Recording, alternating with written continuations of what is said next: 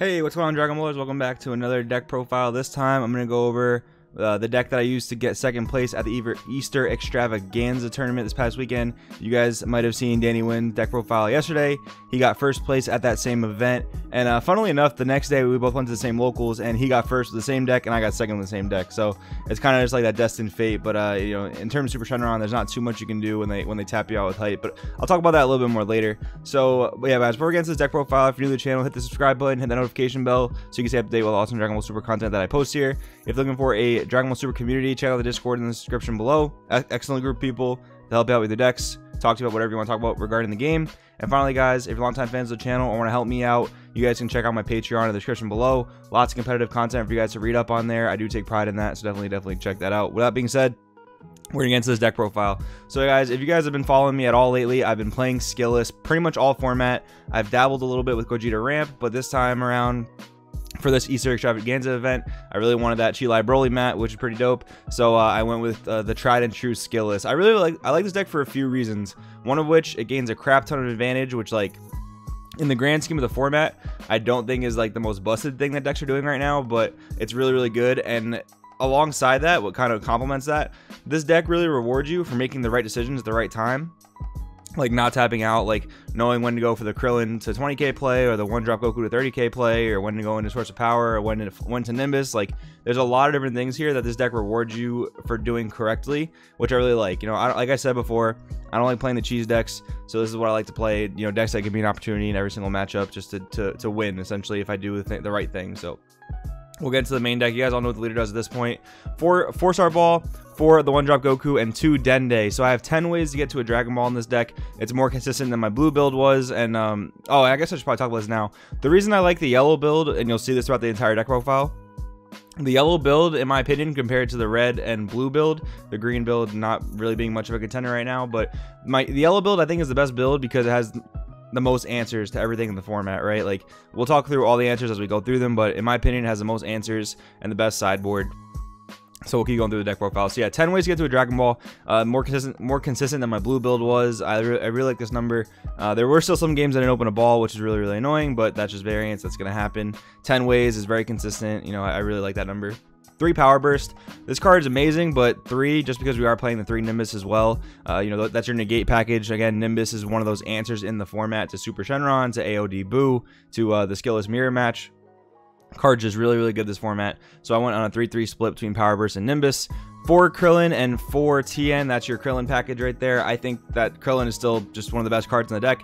The minus 5k is so relevant, especially if you're facing down like a Crisis Crusher, which Crisis Crusher didn't really affect my blue build too much, if you guys remember that, but it does affect this build a little bit more, so it's really relevant.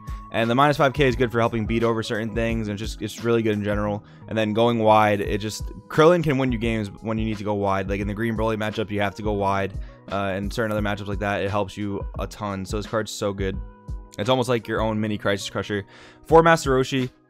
I was playing Trunks in the blue build, but this build we do play Overwhelms, and I think the right way to play Skilless going forward is by utilizing Overwhelm. I think that was a mistake that I made in Chicago, was not playing like the Mass Sand in the main deck. I think this card is just amazing. It's incredible in the mirror match. It's really good against Super Shenron.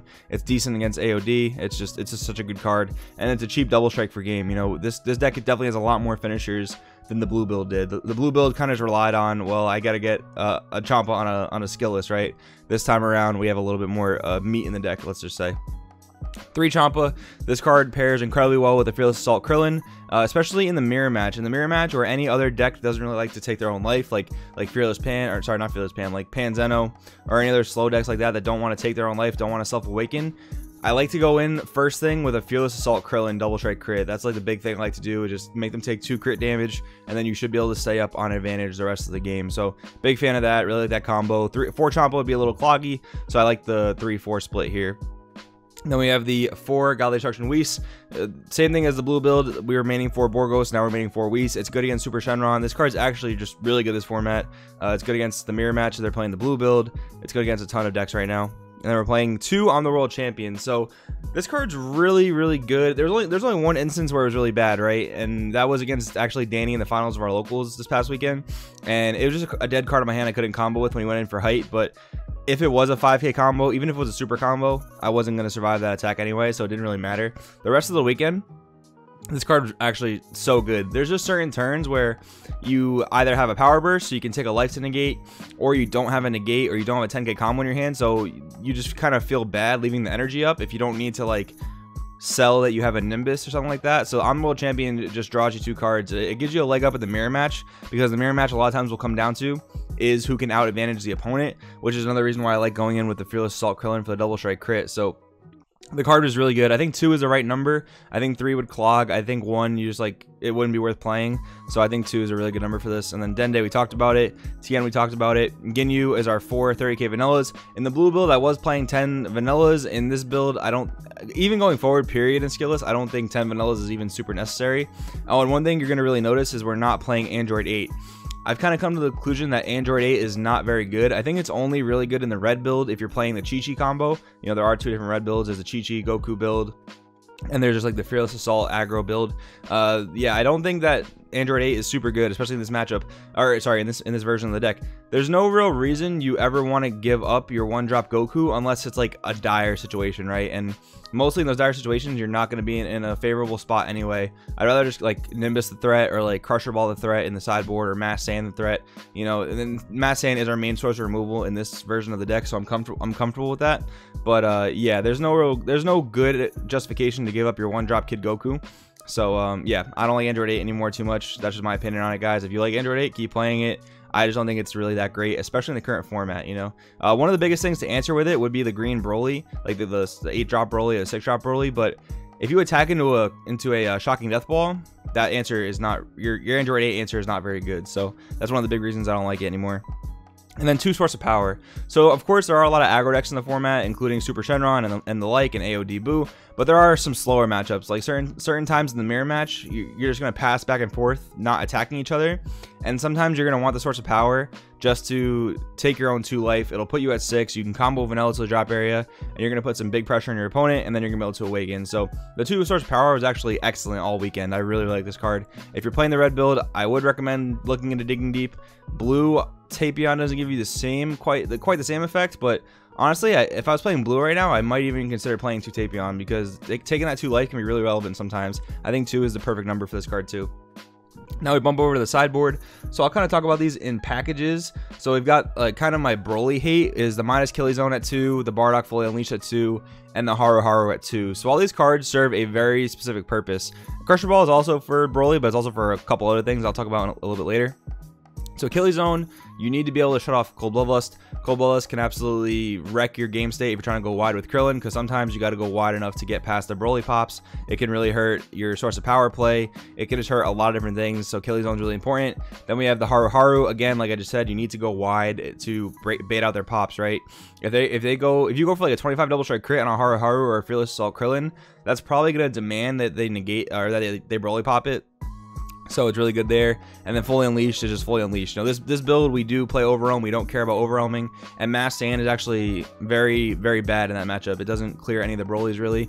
So you take out the Mass Sands, you bring in the Bardock Fully Unleashed, and it's really good in that matchup. Fully Unleashed is also very good against the Vegeta Baby decks if people still play them in your local area or at an event. It is still kind of popular here and there.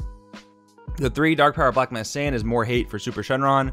My game plan, I talked about this before, guys. You know, if they go turn 1 Crisis, and you know, you don't necessarily play a 1-drop on your turn, but if you go turn 2 and beyond, and you start spamming the Whis and the Dark Power Black Mass Sands, you're going to be able to kind of populate the board way too much for the Crisis Crusher to handle. So that's kind of my theory with that, is like I kind of want to just hate on Super Shenron with all these 1-drops, and hopefully it works out. Unfortunately, guys, it usually doesn't work out for a few reasons. You know, Super Shenron Head of Mastery is becoming the most popular build at the moment, and that deck really doesn't care about Whis or Dark Power Black Man Sand, which is really annoying. They don't really need to Bulma all that much, and by the time they get to turn 4, if they height you, they can just do whatever they want, right? They can beat over your Whis, they can beat over your Black Mass Sands. Their Crisis Crushers will eventually pop all of your dudes, and then they'll just height you for games. So that's kind of frustrating, but you know, it is still good against the Storm variant, so there's that.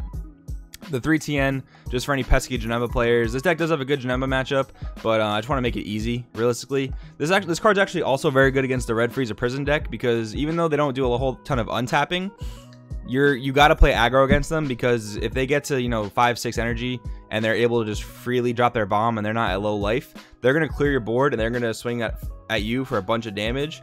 So the ideal thing is that you're going to want to just drop TN as a one drop 15k beater in that matchup. You can bait out their Is That All You Got and all their other types of negates, and you should get a free, or not, sorry, a really undercosted one drop 15k beater. So in that matchup, it's really good for that reason. And then we have 3 Crusher Ball. Crusher Ball is actually a really good card in the entire format. You have the mirror match where you can tap down their Demigod Secret Rare. You've got AOD Boo, where you can Crusher Ball the Secret Rare's effect to bring out their entire board. So it's almost like a Nimbus, except it's just 1 energy and no discarding a card. And then it's good against the Green Broly deck for the Secret Rare. It's good at stopping their big drop aggro. It's just a really good card in the entire format. That's one of the big reasons I like yellow. The rest of my sideboard is black, but I think Crusher Ball is just such a good card this format that it gives yellow one of those huge legs up, right?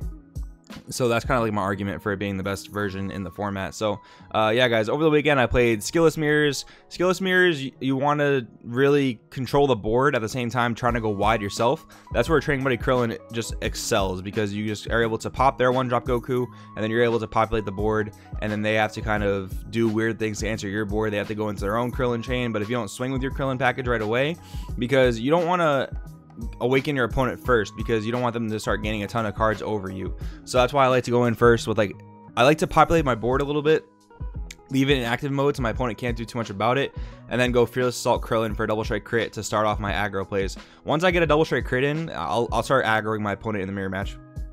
Played against Super Shenron, played against Danny twice. One time we drew, one time he did beat me at the locals. So that was kind of unfortunate. Like I said, against the height deck, there's not too much you can do.